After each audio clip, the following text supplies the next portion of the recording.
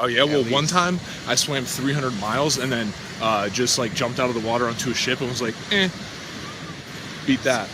Well, did I tell you about the big blue whale I made friends with yesterday, who I was riding around the coastline? Yeah, my big blue whale, who I let come get you, and then I demanded it come back. Yeah, that you played no part in. No way. Yeah, it's my super mammal. You know Daryl, the big blue whale? He's mine, yeah, super mutant. You own him? Fuck yeah, I own him. I thought he was just a guy who helped people. No.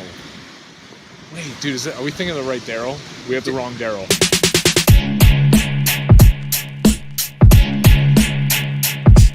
What is going on, Zendude Nation? Today, we are going to be learning and going over again the fundamentals of how to jump rope, because you need to get these skills down before we start doing some of the more advanced stuff. So, you can't run if you can't walk. You know what I'm saying? Your homework is to jump rope for 5 minutes. That's it. Continuously. Let's get into it, y'all. All right, dudes and dudettes. So to start off, guys, we're going to start with sizing your rope. Now, it's super important to have the right jump rope cable length.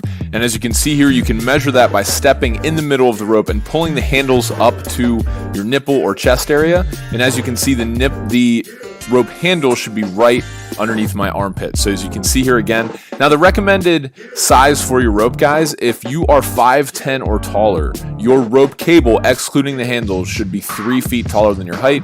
So I'm 6'3", so therefore my rope cable is 9'3", not including the handles. If you're below 5'10", just add 2 feet 10 inches to that, and that's the length of the rope cable that you should have. See, again, pulling it up into underneath my armpit. It's super important to have the right rope length, because you have the right combination of tightness and ability to spin that rope. Now, holding the rope, guys, before we go all out and start showing you how to jump, you're going to need to know how to hold the rope. Now, notice here my body is in perfect symmetry. My wrists are jutting out to the sides of my hips directly, and jump rope is all about doing less. There is not a lot of movement involved, as you'll see here in a sec. But in terms of holding the rope, you don't want to be too high up. You don't want to have your wrist down too far, because you want to spin the rope so that it clears your head with the same amount of inches or centimeters that it clears your feet. So you want to be right in the middle of that spin. Always have your knees bent, guys. I cannot stress that enough. You don't want to be, having your knees locked, because that will definitely mess them up. You don't want to be having them, too low, because that would be a really hard way to jump rope.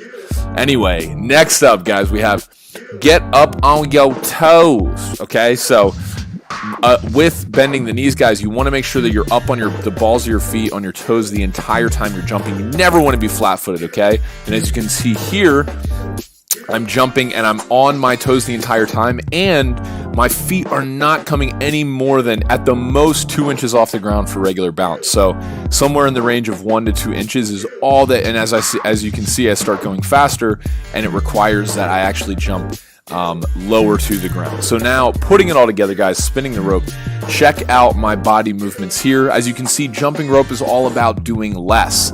The only thing that's working here, guys, you'll see in a sec, my wrists. My wrists are controlling everything. I cannot stress that enough. Some people jump too high and do almost like a butt kick, and you really want to focus more on your wrists, and the feet will follow, I promise. So check out here the wrists. Notice how I'm spinning the rope with just using my wrists, and my shoulders and everything above my elbows has no movement, as you can see here from the side. Look at that, perfect. Up on the toes, knees bent. I'm swinging the rope. Everything is controlled by my wrists, and I'm making sure that everything is staying nice and tight.